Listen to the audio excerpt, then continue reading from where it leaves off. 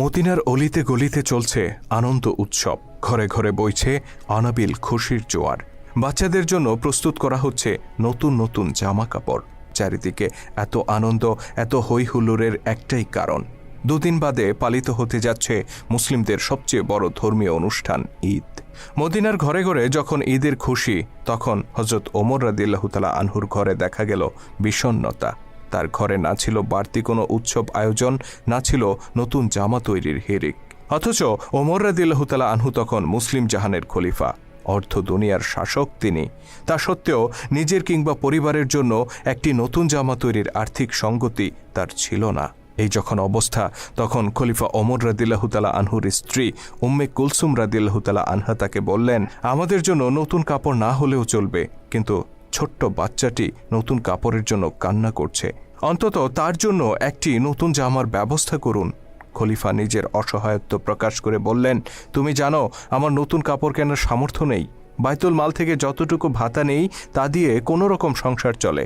উম্মে কুলসুম রাদিয়াল্লাহু তাআলা আনহা তখন খলিফাকে পরের মাসের বেতন থেকে কিছু টাকা অগ্রিম নিয়ে বাচ্চাটিকে নতুন জামা কিনে দেওয়ার অনুরোধ করলেন।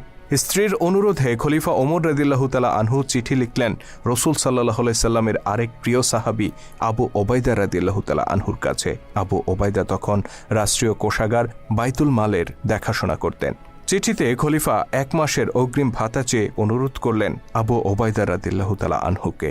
সারা মুসলিম জাহানের খলিফা যিনি, অর্ধ পৃথিবীর শাসক যিনি, সেই ওমরের এমন চিঠি পেয়ে আবু ওবায়দা চোখের পানি ধরে রাখতে পারলেন না। তিনি কান্নায় ভেঙে পড়লেন। তবে তিনি নিজের এই আবেগকে নিয়ন্ত্রণ করলেন। চিঠি বাহকের হাতে অগ্রিম বেতন না দিয়ে তিনি বরং আরেকটি চিঠি ধরিয়ে দিলেন। সেই চিঠি যখন হাতে পৌঁছল, খলিফা ওমর রাদিয়াল্লাহু তাআলা আনহু তা পড়তে শুরু করলেন।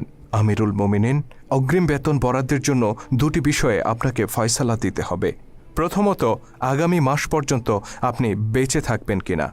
দ্বিতীয়ত, বেঁচে থাকলেও আপনি খলিফার দায়িত্বে বহাল থাকবেন কিনা। হযরত আবু ওবায়দা রাদিয়াল্লাহু তাআলা আনহুর এই চিঠি পাঠ করে হযরত ওমর রাদিয়াল্লাহু তাআলা আনহু অঝরে কাঁদতে শুরু করলেন। তিনি উপলব্ধি করলেন তিনি একা নন, বরং এই উম্মাহকে ন্যায়ের শাসন উপহার দেওয়ার জন্য আবু ওবায়দার মতো বহু বিশ্বস্ত সাহাবী আজও বেঁচে আছেন। ইনি সেই আবু ওবায়দা যার সম্পর্কে স্বয়ং আল্লাহর নবী বলেছিলেন, প্রত্যেক জাতির একজন বিশ্বস্ত অভিভাবক আছেন, আমার উম্মতের বিশ্বস্ত অভিভাবক হচ্ছে আবু ওবায়দা ইবনুল জাররাহ।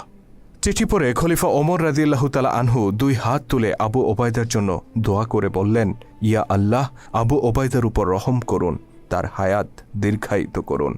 অতঃপর তিনি নিজের সন্তানের কাছে গিয়ে বললেন, আমি মুসলিমদের খলিফা, এ কথা সত্য, কিন্তু আমি তো রাষ্ট্রীয় সম্পদের মালিক নই, সকল সম্পদের মালিক সাধারণ মানুষ। শিশুটি পিতার আর্থিক অসচ্ছলতাকে মেনে নিল আর নতুন জামা পাওয়ার ইচ্ছা পরিহার করল।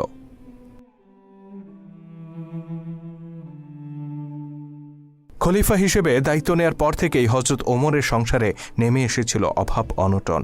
পরিবার পরিজন নিয়ে খেয়ে পরে বেঁচে থাকার জন্য নিতান্ত যতটুকু প্রয়োজন ছিল, রাষ্ট্রীয় কোষাগার থেকে ঠিক ততটুকুই ভাতা গ্রহণ করতেন তিনি। সামান্য আরামায়েশ কিংবা সন্তানদের শখ আহ্লাদ পূরণ করার জন্য বাড়তি কোনো সুযোগ সুবিধা তিনি গ্রহণ করতেন না। একবার হযরত আলী রাদিয়াল্লাহু তাআলা আনহু, ওসমান রাদিয়াল্লাহু তাআলা আনহু ও তালহা রাদিয়াল্লাহু তাআলা আনহু পরামর্শ করলেন যে খলিফার এই মাসোহারা যথেষ্ট নয়, তাকে বাইতুল মাল থেকে আরও কিছু অর্থ বাড়িয়ে দেওয়া উচিত। কিন্তু এই প্রস্তাব খলিফা ওমরের কাছে কে পেশ করবে? তাদের 3 জনের একজনেরও সাহস হল না। অবশেষে ওমর রাদিয়াল্লাহু তাআলা আনহুর কন্যা ও রাসূল সাল্লাল্লাহু আলাইহি সাল্লামের স্ত্রী হাফসা রাদিয়াল্লাহু তাআলা আনহার কাছে গিয়ে তারা তাকে এই প্রস্তাব উত্থাপনের অনুরোধ করেন। হাফসা রাদিয়াল্লাহু তাআলা আনহা পিতার নিকট এই প্রস্তাব তুলতেই তিনি ক্ষিপ্ত হয়ে উঠলেন। জানতে চাইলেন কারা এই প্রস্তাব দিয়েছে।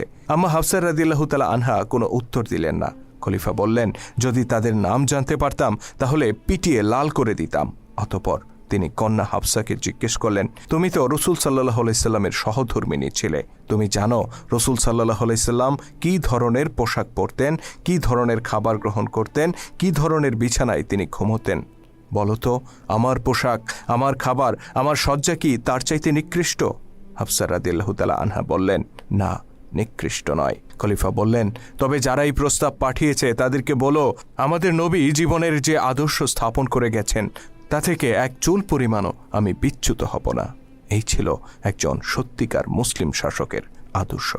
ইসলামের গৌরবময় ইতিহাস নিয়ে নির্মিত ভিডিও চিত্র আমরা ধারাবাহিকভাবে তুলে ধরছি আমাদের চ্যানেলে। আপনি যদি নতুন হয়ে থাকেন তাহলে চ্যানেলটিতে সাবস্ক্রাইব করার অনুরোধ রইল। আর আজকের ভিডিওটি কেমন ছিল কমেন্ট করে জানাতে ভুলবেন না। যদি ভালো লেগে থাকে তাহলে অবশ্যই লাইক ও শেয়ার করে ছড়িয়ে দেওয়ার অনুরোধ রইল। আল্লাহ হাফেজ।